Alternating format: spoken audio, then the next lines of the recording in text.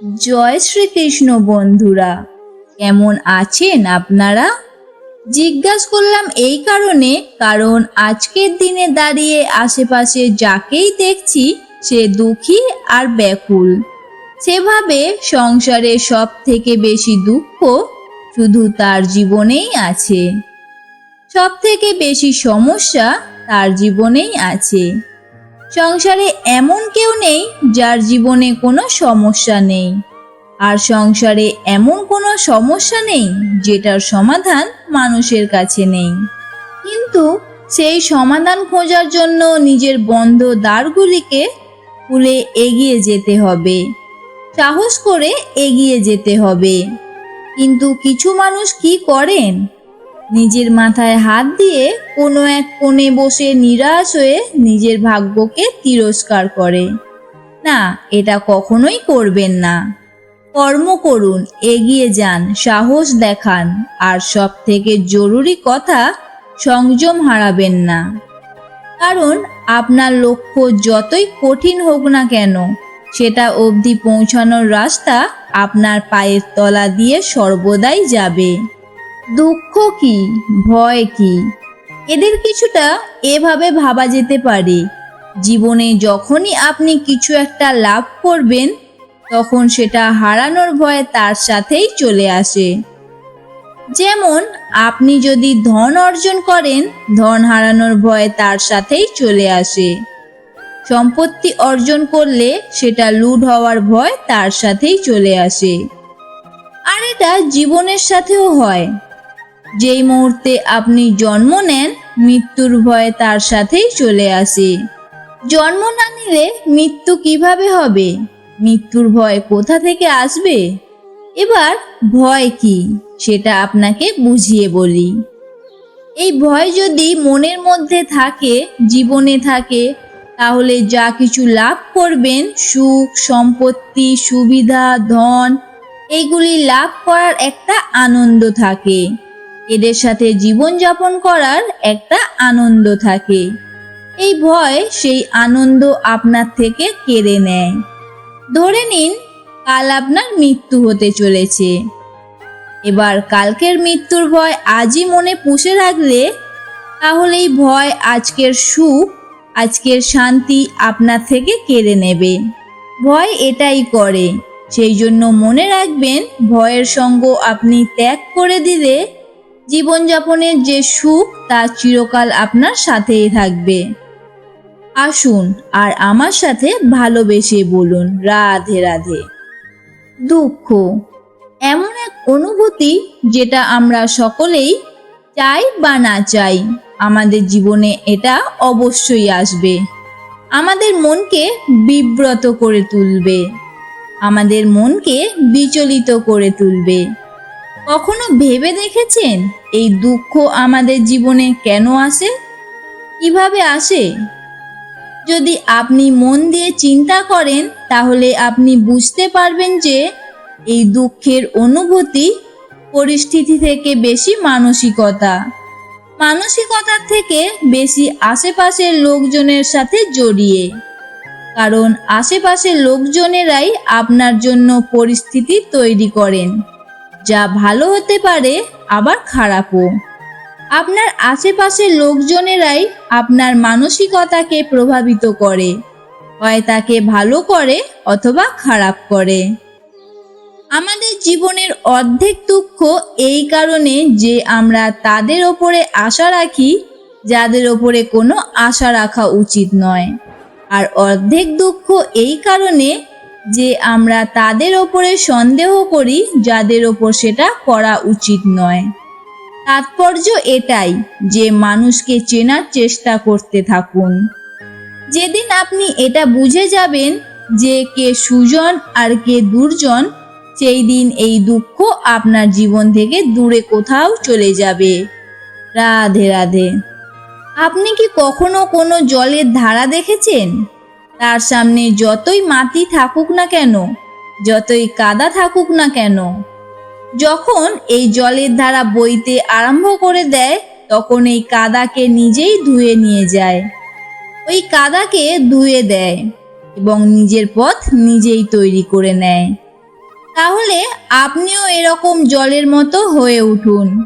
যদি হয়ে উঠতে পারেন তাহলে নিজের মনের, নিজের ভাবনার, নিজের জীবনের যত অনাবশ্যক তত্ত্ব আছে, অনুপযোগী অংশ রয়েছে, অর্থাৎ অপরিষ্কার অংশ রয়েছে, তা নিজে থেকেই নির্মল হয়ে উঠবে।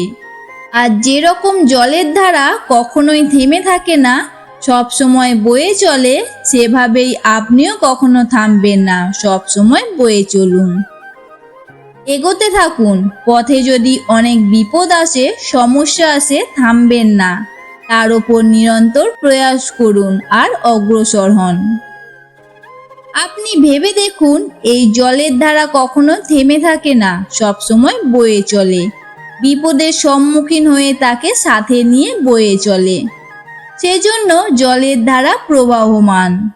এই ধারা, এর থেকে কখনো দুর্গন্ধ আসে না, এতে কখনো ময়লা জমতে পারে না, বরং পালিত হয় সুন্দর প্রাণবন্ত জীবজন্তু, যেমন সুন্দর ছোট্ট মাছ। তাই আপনিও এইটাই করুন, কখনো থামবেন না, শুধু চলতে থাকুন, জলের ধারার মতো বইতে থাকুন।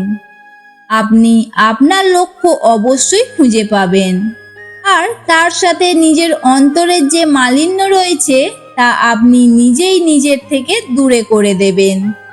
তাহলে আসুন আর আমার সাথে ভালোবেসে বলুন, রাধে রাধে। এই সংসারে আমাদের জীবনের সব থেকে বড় দোষ কি আপনি জানেন? কেউ বলবেন লোভ, কেউ বলবেন লালসা, কেউ বলবেন অসত্য। দেখুন, দুঃখের মূল কারণ হলো পরিশ্রম না করা। কিছু মানুষ ভাবেন যে আমি জীবনে কোনো পরিশ্রম করব না, অথচ আমি সবকিছু প্রাপ্ত করতে চাই। আর এমন এক কারণের জন্যই দূতের মতো খেলা আমাদের জীবনে প্রবেশ করার সুযোগ পায়। দূত। এই দূত আসলে কি? দূত অর্থাৎ কোনো পরিশ্রম ছাড়াই অন্য কেউ পরিশ্রম করে যা অর্জন করেছেন, যে সুখ সুবিধা অর্জন করেছেন, তা নিজের জন্য শুধুমাত্র একটা খেলার মাধ্যমে নিজের করে নেওয়ার ইচ্ছে। আর এই ইচ্ছে অত্যন্ত বিনাশকারী হতে পারে। এই ইচ্ছে যদি আপনার বিবেক, আপনার মন, আপনার চেতনা, আপনার ভাবনা প্রভাবিত করে ফেলে, তারপরে আপনি চেষ্টা করতে শুরু করে দেবেন, আর সেইখান থেকেই আপনার পতন শুরু হবে। এই চেষ্টা করবেন যে অন্য কারো জীবনের সমস্ত ধন, তার সমস্ত জীবন সম্পূর্ণভাবে নিজের করে না নেওয়ার। কারণ প্রথমে আশা জাগ্রত হয়, আর এই আশা হতাশায় পরিণত হতে সময় লাগে না। এই হতাশা কোণ্ঠায় পরিণত হতে সময় লাগে না, কোণ্ঠা লোভে পরিণত হতে সময় লাগে না, আর এই লোভ প্রতিশোধ স্পৃহাতে পরিণত হতে সময় লাগে না। আর যখন এই সব কিছু হয়, আপনি দুষ্ট হয়ে যান। আর সবাই জানে যে প্রত্যেক দুষ্ট ব্যক্তির পতন হলো অসম্ভাবী। তাই নিজেকে দূতের থেকে দূরে রাখুন আর পরিশ্রমকে নিজের কাছে টেনে নিন। জীবনে আপনার যা যা স্বপ্ন রয়েছে, যা আপনি করতে চান, শুধুই পরিশ্রম দ্বারা অর্জন করুন। তাহলে তাই করুন আর আমার সাথে ভালোবেসে বলুন, রাধে রাধে। জীবনে সব সময় সেটা হয় না যা আমরা চাই, তেমন ভাবে হয় না যেমন ভাবে আমরা চাই। এবার তাতে আমরা দুঃখ পাই, নিরাশ হয়ে পড়ি, ভাগ্যকে দোষ দিই, অথবা অন্য কাউকে বা নিজেকে। কিন্তু সত্যটা কি সেটা আমাদের জানতে হবে। এই সংসার নির্মিত হয়েছে পাহাড় দ্বারা এবং পাথর দ্বারা। তাই প্রত্যেক স্থানে ছোট ছোট ছোট ছোট নুড়ি পাথর তো অবশ্যই থাকবে, সেগুলো এড়িয়ে যাওয়া সম্ভব নয়। আর এই কথাটা আমরা সকলেই জানি। এবার এইভাবে আমাদের জীবনে নানান রকমের সমস্যা লেগেই থাকে। এর হাত থেকে কোনোভাবেই নিস্তার পাওয়া সম্ভব নয়। একটা সমস্যা এড়াতে যান, দ্বিতীয় চলে আসবে, দ্বিতীয় সমস্যা এড়াতে যান, তৃতীয় চলে আসবে। কিন্তু সমস্যা জীবনে থাকবেই, আর আপনাকে সাহায্য করার জন্যই থাকবে কোনো না কোনো রূপে। আপনার চারপাশে পাথর আছে, এটা আপনার উপর নির্ভরশীল আপনি কি করবেন, কোন পথে অগ্রসর হবেন এবং কিভাবে অগ্রসর হবেন। এবার দেখুন, এটা তো সবসময় সম্ভব নয় যে আপনার পদতলে ফুলের চাদর থাকবে, এটা তো অসম্ভব। এই জন্য উচিত এটাই হবে যে আপনি পাদুকা পরিধান করে জীবনে অগ্রসর হন। এর সারমর্ম এটাই, যখনই জীবনে সমস্যা আসবে দৃঢ় হয়ে সম্মুখীন হন এবং এটা বোঝার চেষ্টা করুন যে এই সমস্যা জীবনে কেন এলো, কি শিক্ষা দিয়ে গেল। আপনার মধ্যে দোষ অবশ্যই থাকবে, তাকে গুণে পরিবর্তিত করুন। এই জীবন আরো বেশি সহজ সরল হবে এবং প্রসন্ন হয়ে বলবে রাধে রাধে। বিন্দু বিন্দু জলের সাগর নির্মাণ হয়, এবার এই কথা আমরা সকলেই জানি। আপনি কি এই কথাটা জানেন যে ছোট্ট ছোট সুখের দ্বারাই বড় সুখ লাভ করা যায়? একজন বাবাকে দেখুন, সন্তানের জন্ম থেকে তার যুবক হওয়া পর্যন্ত তার সাথে ছোট্ট ছোট সুখ যাপন করেন। এই ছোট্ট ছোট্ট সুখগুলি তাদের প্রেমের সম্পর্কে গভীরতা নিয়ে আসে এবং প্রেমের এই গভীরতা তাদের জীবনে বড় সুখ নিয়ে আসে। এটা ঠিক সেই রকম যেরকম বিশাল এক সমুদ্রে গভীর এক সমুদ্রে অমূল্য রত্ন খুঁজে পায়, এটাও ঠিক সেই রকমই। সেই জন্য জীবনে বড় বড় সুখের খোঁজ করতে গিয়ে সময় নষ্ট করবেন না। এই যে ছোট্ট ছোট্ট সুখ আছে, এগুলিকে যাপন করা শুরু করুন, এগুলোর আনন্দ লাভ করুন, এগুলো নিয়ে উৎসব পালন করুন। প্রেমের গভীরতা বুঝুন আর এই গভীর প্রেমে মন নিমজ্জিত করুন। তারপর দেখুন এই জীবন সুপ্রসন্ন হয়ে বলবে রাধে রাধে। তো আজকের ভিডিও এখানেই শেষ করছি। ভিডিওটি যদি ভালো লেগে থাকে তাহলে লাইক, কমেন্ট ও শেয়ার করতে ভুলবেন না। আর আপনি যদি আমার কৃষ্ণ কথা ইউটিউব চ্যানেলে নতুন হয়ে থাকেন তাহলে চ্যানেলটিকে সাবস্ক্রাইব করে দেবেন এবং পাশে থাকা বেল আইকনটিও প্রেস করে রাখবেন এরকম আরো নতুন ভিডিও দেখার জন্য। ততক্ষণ আপনারা ভালো থাকবেন। জয় শ্রীকৃষ্ণ, রাধে রাধে।